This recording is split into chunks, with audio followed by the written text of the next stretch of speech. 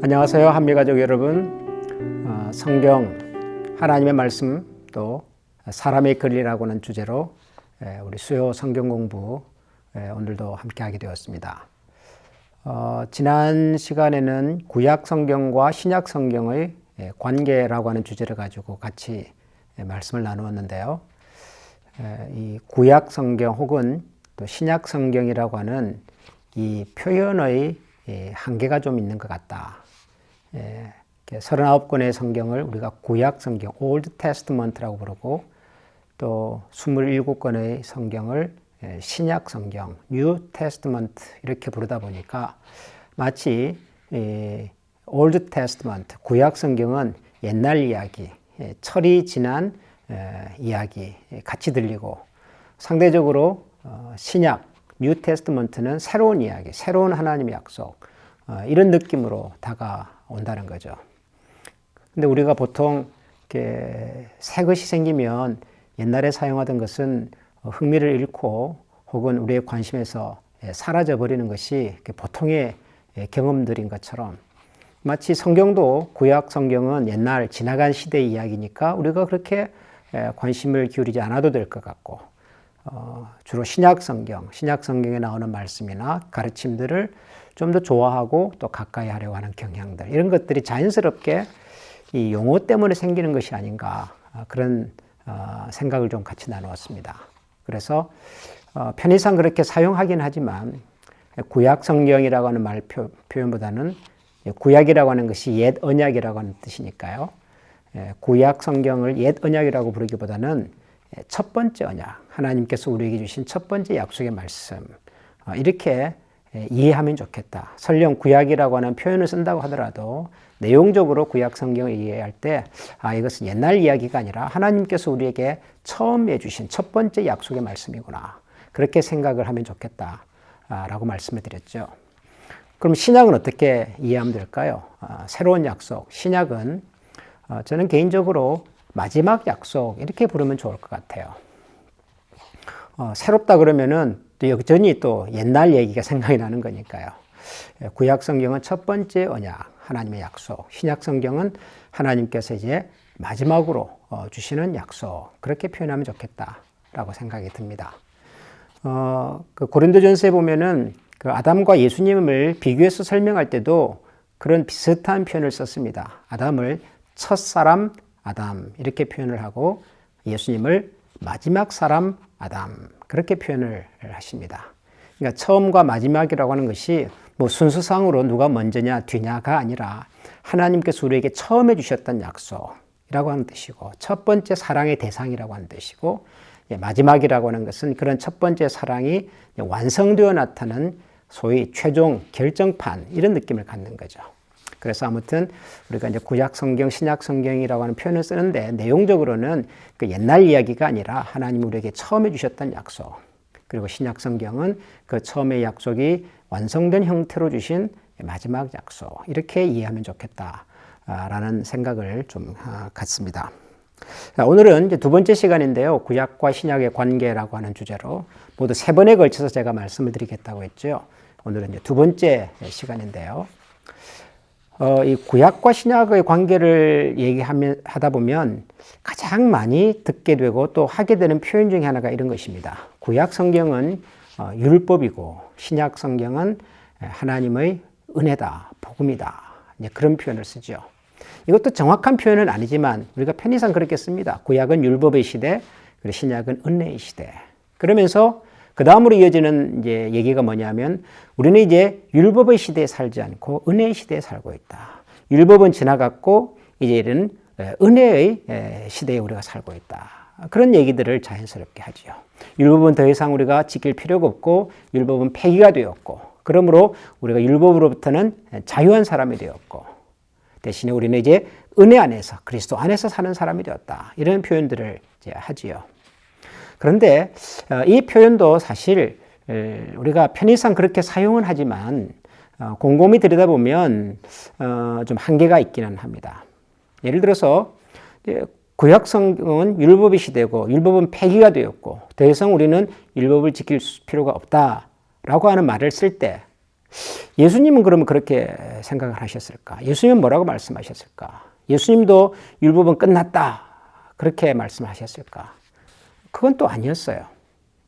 예를 들면 마태복음 5장 17절에서 18절, 나중에 다시 말씀드리겠습니다만 마태복음 5장은 구약과 신약의 관계를 이해하는 데 있어서 굉장히 중요한 말씀입니다. 마태복음 5장. 자, 그 마태복음 5장 17절과 18절에 보면 예수님께서 이렇게 말씀을 하셨습니다. 내가 율법이나 선지자를 폐하려 온 줄로 생각하지 말라. 폐하려 온 것이 아니요 완전하게 하려 함이라.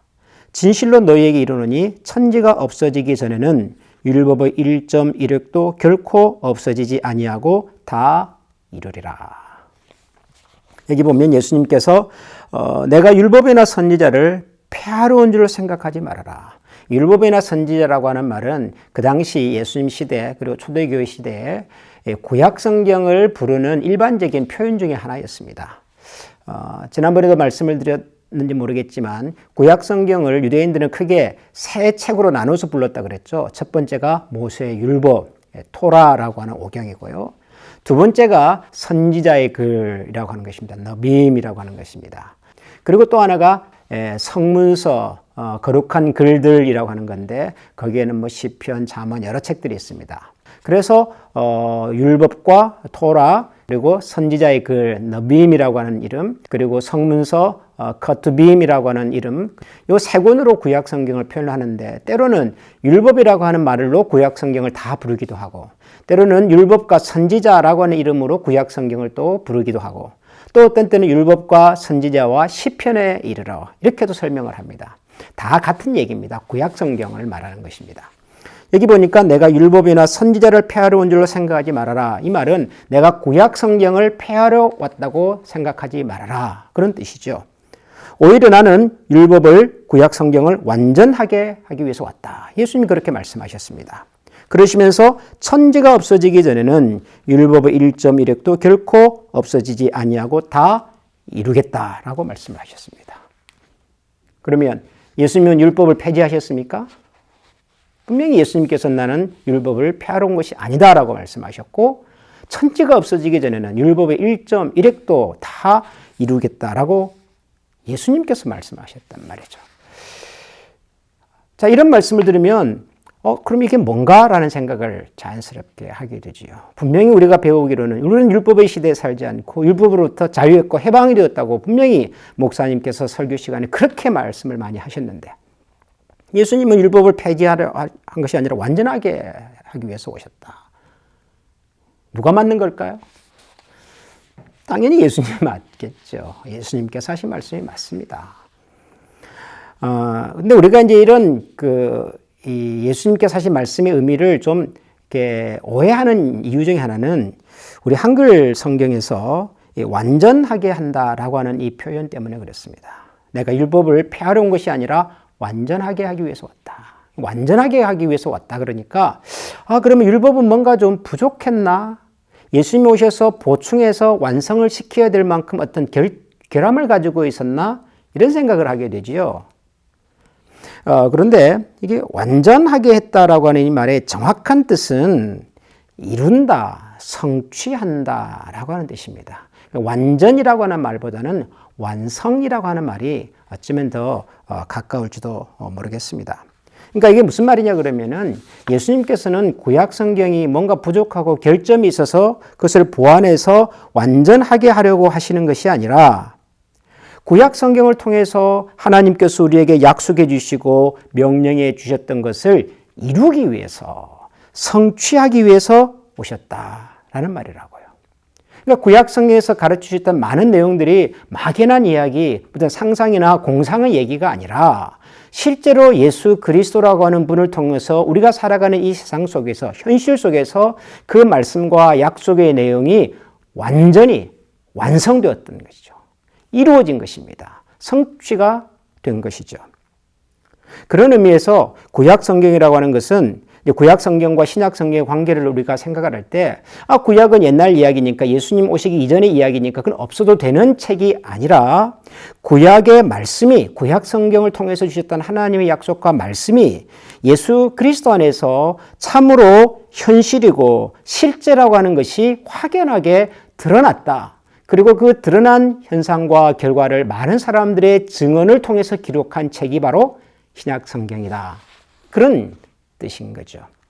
그러니까 구약 성경을 율법이라고 표현하는 것도 정확하지 않을 뿐만 아니라 설령 그렇게 표현했다고 하더라도 구약 성경의 율법이 다 무시되었다, 폐기되었다 라고 말하는 것은 정확한 설명은 아닌 것이죠. 예수님은 완성하러 오셨습니다.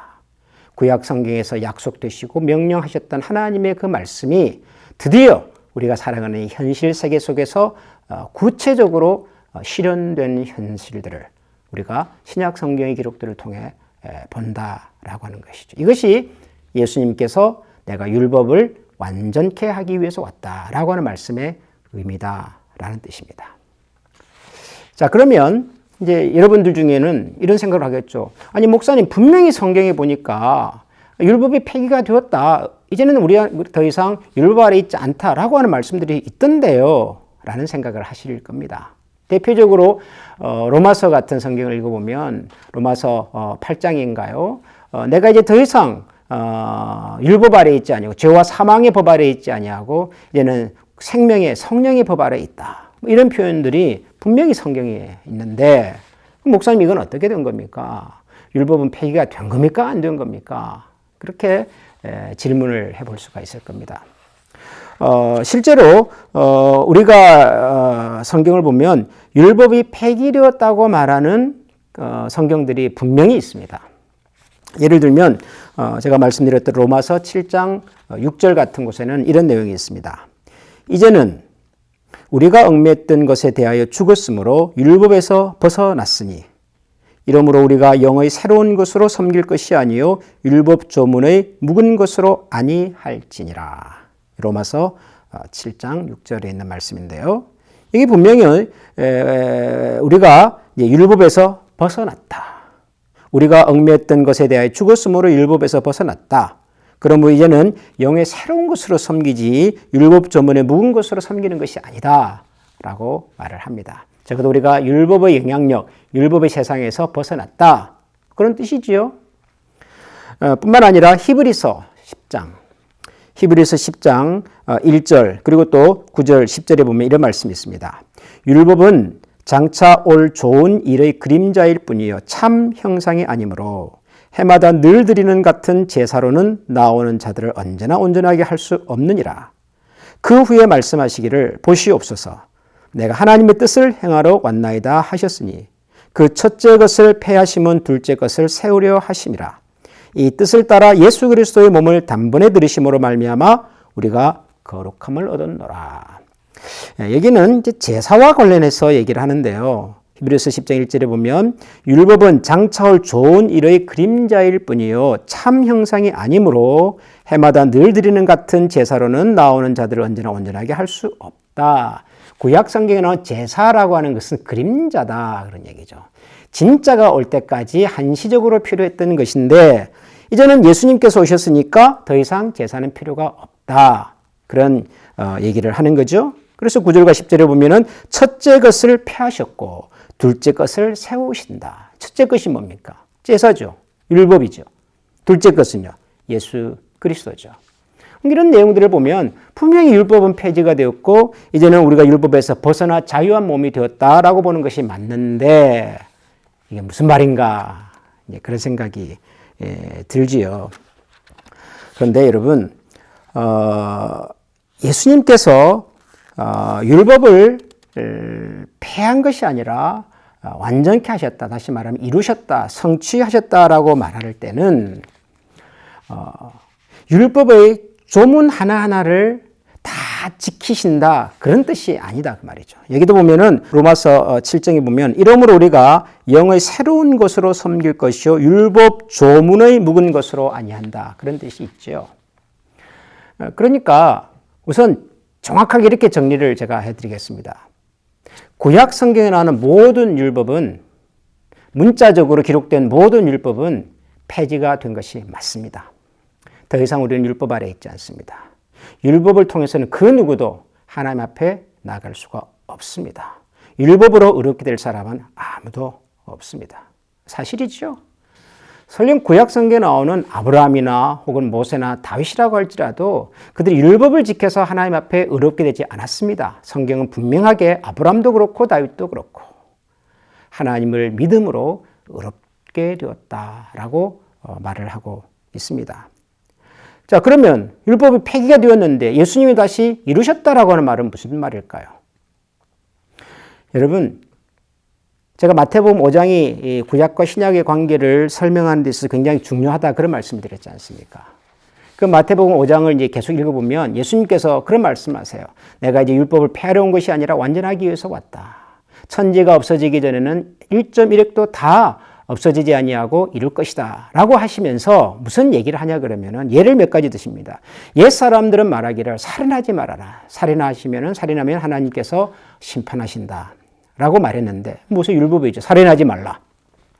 나는 너에게 말하는데 형제에게 욕을 하거나 혹은 함부로 말을 하거나 무시하거나 이런 말을 하는 사람들도 똑같은 벌을 받게 될 것이다. 지옥불에 던져질 것이다. 예수님이 그렇게 말씀하십니다.